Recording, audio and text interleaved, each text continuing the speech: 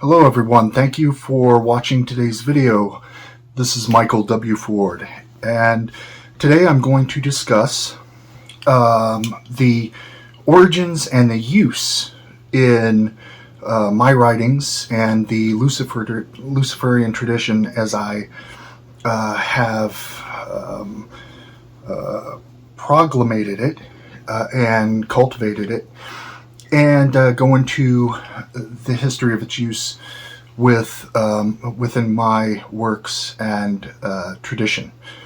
So if you like, subscribe, and do all those things, spread this video. I would really appreciate it. Also, I'd like to say I'm a bit slow in answering comments, but I do, and I do read them. And we're having some future videos based on some suggestions that many of you have given, and I really appreciate them.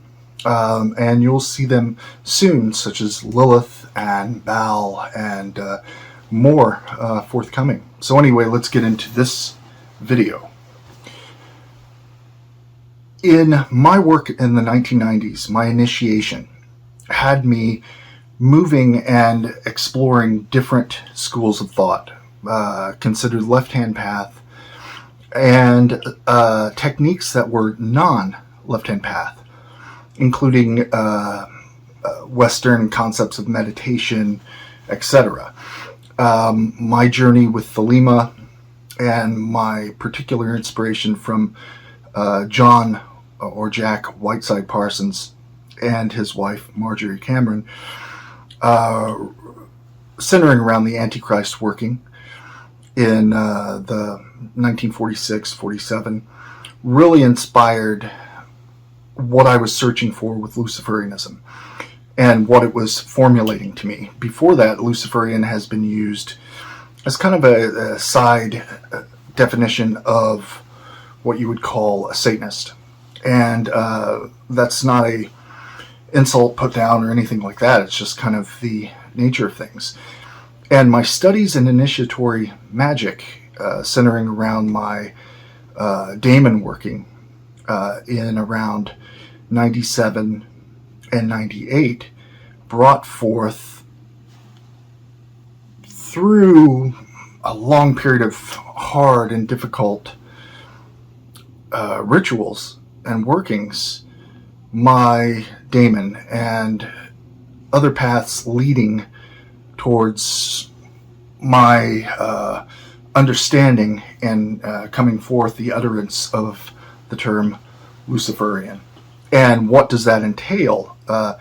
It was based first on the adversary, the concepts of the adversary, the symbol of the adversary through ancient history, which at that time I had not any beyond what you see of the common milieu of occultism, a deep knowledge or understanding of the origins, which I would get to as time went on.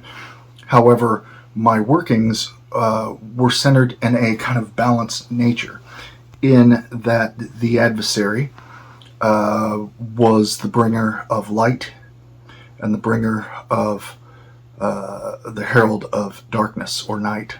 So there was a balance there, and I saw the adversary as possessing traits, specifically Lucifer and the different names that this deific mask held throughout history in different cultures, as being a bringer of wisdom, power, balance, and strength, not just a destroyer. All the traits of the Judeo-Christian Satan or demons I found positive traits in, because they reflected earlier ancient pagan history and the balance in magical workings therein. So in looking for a symbol for formulating and crystallizing the traits of Luciferianism, which are published in Bible, the Adversary, and Apotheosis, I wanted to reflect the adversary in a balanced way. And I looked for sigils, and we've used the Infernal Union, which is the common satanic sigil of Baphomet from a French artist in the 17 or 1800s. And the symbol had Samael and Lilith and the spelling of Leviathan around it. Infernal Union. It's and the Baphomet, or the beast, in the center. This was one that we used primarily in Luciferian Witchcraft earlier coven workings I oversaw and headed in Houston back in the early 2000s. But in the late 90s, I was looking for a symbol, and I uncovered one in the Book of Ceremonial Magic, which is actually from a version earlier of the Grimorium Verum. And as you can see, you have the full seal or sign of Lucifer. But I found that some of this was very difficult, and I did workings centering around all of them. But to represent Luciferianism with all this was a bit, you'd get lost. I wanted a symbol that was strict, focused, and clearly representing the adversarial spirit, but in the aspect of balance, with Lucifer as the bringer of morning and evening star. And that's where I centered on the almost flying or falling star symbol, which is this, which I've produced for the Luciferian Apotheca, the Sigil of Lucifer. That was a simplified and soon crystallized with that type of energy, representing the lore, encapsulating the lore of the fallen angel Lucifer, or Satan, which around 3rd century AD, with the early church writers, Satan and Lucifer were identified as the same, and different myths around the fall of the adversary into this world to become the lord of this world, the prince of this world, the archon, and all that would entail. So initiation proceeded with that, and my work with my daemon. As you can see here, this is the robe of the Magus that I've had made by a dear friend named Dana in the early 2000s, and this was inscribed later, the full seal of Lucifer, and the office of High Priest Magus of Lucifer also encapsulated the nature of the adversary in a balanced way. The Sigil of Lucifer I first singled out and published in 1999, around that time, with my early work, my first work, Book of the Witch Moon, which began in the late 90s after a specifically difficult and harrowing daemon working to bring forth my, what Crowley called Holy Guardian Angel, my demonic guide. And Book of the Witch Moon came out. At that time I was corresponding and was mentored by the Thelemic occultist Kenneth Grant, who was also a student of Aleister Crowley, via his old typewriter in the UK. And his symbolic insight offered a lot, and I proceeded along my path. Book of the Witch Moon was introduced by Peter Carroll, kind of the father of chaos magic, author of Liber and Psychonaut. And in the Book of the Witch Moon, the Sigil of Lucifer really comes forth. In the early Luciferian witchcraft traditions, which became my records of the different sections of the book that would become Luciferian Witchcraft in 2005, the sigil was fully crystallized in the early 2000s, and this was before anyone else was using it. And after about 2005, 2006, and especially 2007, with Beginning Luciferian Magick and Luciferian Witchcraft, and the Bible, the Adversary, Liber HVHI as well, the path expanded so rapidly and so extensively that it became, over time, a trendy symbol for stores, for pseudo-occultists on the web, for all these so-called Luciferians who would attack my works, but steal from my works and utilize symbols that, I didn't create the Sigil of Lucifer. This was before with the Grimorium Verum, but we were utilizing it in a serious way in our works, and it remains so today.